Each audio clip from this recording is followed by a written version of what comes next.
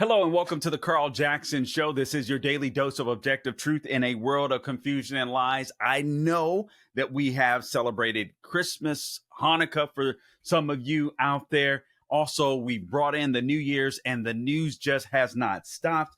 We've had a DOGE versus MAGA, kerfuffle, if you will. We've also have a speaker fight that is brewing as Speaker Mike Johnson as we speak today. I believe we'll have the votes, but right now things seem a little topsy-turvy. By the time you see this program, I believe that we will have a Speaker of the House, but that's yet to be seen. That's a fight that's currently happening right now. We've seen a terrorist attack in New Orleans and also an attempted terrorist attack in Nevada that, thank God, that did not go as planned. But we've got all of that we're going to cover, and plus the most absurd things that you have endured. Pat yourself on the back because you went through a heck of a year last year with the Biden administration, Biden staff, everything that they've done, a complicit media that did everything they could to help Biden or Kamala Harris win the race, and you showed up for Trump and you helped to set the United States back on the right trajectory. So here's where I want to start, though. I want to start with this initial argument, DOGE versus MAGA. This started off, it was an argument over H-1B visas. And I am adamantly opposed to the H-1B visa program because it has been abused. And in my opinion, it is not necessary. That isn't to say that, yes, maybe, the college campuses need to get wiser and smarter, which we'll go into, and recruiting good students and changing up their curriculum, getting rid of wokeness and DEI so that we have students that can focus on STEM. I believe that is more of a solution that we'll get into. But also there are programs that exist, including the E-1B visa program that allows some companies to pick the elite, the best of the best employees in the tech field, in the engineering field. I believe they have to pay them what they're worth, but they're non-citizens. I'm not even sure that I'm for that at this particular point, but we can discuss it and we will discuss it. But first, Stephen A. Smith of ESPN has seemingly become more and more conservative, or at least more and more diplomatic, or cozying up a little bit to the MAGA movement, if you will. I've noticed as of late. I'm not sure how to take that because he's friends with Mark Levin and Hannity. So it seems like he would have had these epiphanies earlier. But here's something that he had to say. He's actually happy about the H-1B visa program. Let's go ahead and roll that, Gabe. Cut number 6. The only way for Trump to pull this off is to make the argument that it's all about America. It's all about America. And anything that contributes to America being number one is something that we should support. That has to be his argument. And it gets very, very interesting because now it's a debate. And having that debate, here's where the advantage is. At least in the Trump administration, there appears to be a debate allowed. What has ailed the Democrats? It's not an ideology alone. It's not their feelings alone. It's the fact that if you refuted what they said, if you are part of their party, cancel culture kicked in. If you were not a part of their party, it was ostracism, and it was ultimately hate mongering and fear mongering that were thrown into the equation. There was no room for a debate. And enough voices weren't being heard.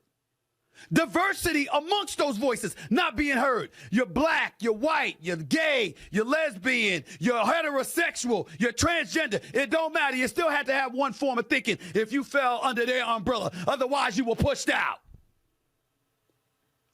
If Trump is saying there needs to be a healthy debate about America first, meaning the country, or America first, meaning people born in this country, and sacrificing the best that may exist out there across the globe, and that's a discussion that's worth having, all of a sudden that opens the floodgates for an abundance of other things that we can discuss.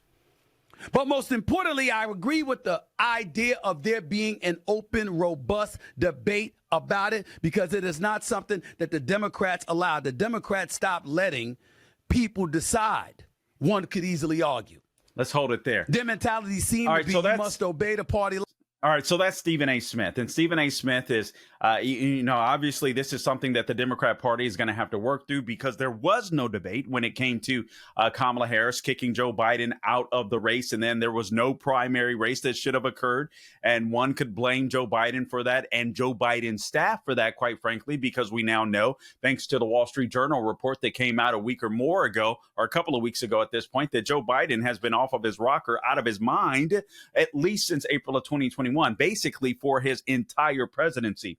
But what Stephen A. Smith is talking about, he is talking about the H-1B visa program, the debate that was happening when Vivek Ramaswamy came out and said, listen, American culture, for whatever reason, isn't bringing forth or isn't bringing the type of the type of engineers that we need, the top quality engineers. We watch this, we watch that on television, and obviously, yada, yada, yada. I'm just paraphrasing. And I don't believe one has to do with the other. There's art, and then I don't know what that argument necessarily has to do with the H-1B visa program. I believe there are plenty of people inside of the United States to fill some of these jobs that Vivek and Elon Musk have been talking about. And as a matter of fact, at one point, Elon Musk even said, listen, I'm talking about the top 1/10 of 1% of people. And then he talked about the top 50% that would pass some type of test that's required for these H-1B visa holders to come into the United States and get one of these jobs. He went from talking about 1/10 of 1% to the top 50%. That is a huge difference. And that's what I don't want happening. What you have as of last year, you're supposed to allow 85,000 H-1B visa holders into the United States to fill these positions. We had 10 times that last year. This is it's being abused. And a lot of these positions are basically startup positions in those particular industries. So we're not necessarily bringing in the best of the best. And a lot of these CEOs of these companies are saving a buttload of money. And why not? If you're concerned about making people smarter in the United States and being America first, I think there are ways to do it. Walter E. Williams wrote about this before. Also, Lindsey Burke, both of the Heritage Foundation, the late Walter E. Williams, before he passed away. But there's plenty of ways that you can basically make college cheaper. You can make college students smarter. And I think that's what we need to do. First off, I think you need to get rid of all of this DEI and this CRT. Affirmative action. The Supreme Court has ruled against that. It is time to get the best of the best. It's time to say, listen, we want smart people in science, technology, engineering, and math. I think we need to get rid of federal assistance for higher education, renew private loans, and allow federal loans, or allow private loans for students, or actually a mixture of both, but not one or the other necessarily. But no federal assistance to those particular colleges. Just let the students get the loans. And if a college accepts a student, and that student goes into default, then that college needs to pay for that default. Or if that college offers a student a loan, that college needs to pay for it. The college administrative staff often exceeds the teaching staff. Walter E. Williams writes about that. He says, I doubt there's a major campus in America where you couldn't eliminate very conservatively 10% of the administrative payroll. I mean, why would the administration exceed actual teachers? You can eliminate the Department of Education, the federal Department of Education. Each state has its own Department of Education. All right. You can eliminate academic tenure, make sure that professors on these college campuses are doing their jobs.